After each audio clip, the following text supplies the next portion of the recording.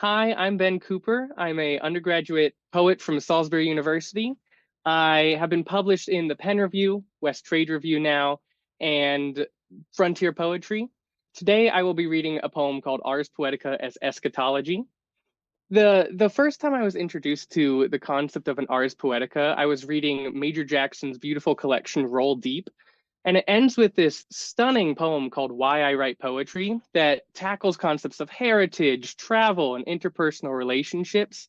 And as soon as I read that a couple years ago, it hit me at a perfect time in the development of me becoming a poet, because at that point I had yet to be published. I still trying to find my footing and trying to understand what it meant to be a poet. And as soon as I read that, I knew I wanted to work towards writing something about why I write poetry. But at that point, I didn't quite know the thematic engine that was going to run this poem until I stumbled upon a lecture by another one of my favorite poets, Billy Collins, that was about how poems end and the power of endings as a driver for the poem.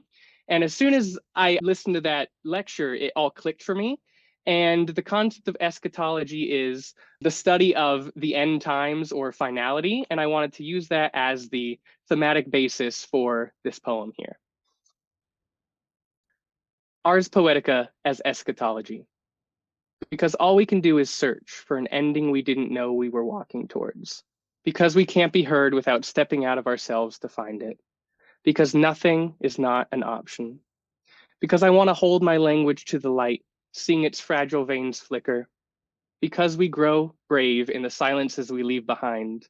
Because frozen dew is in need of a voice before it delicately melts back into the sky.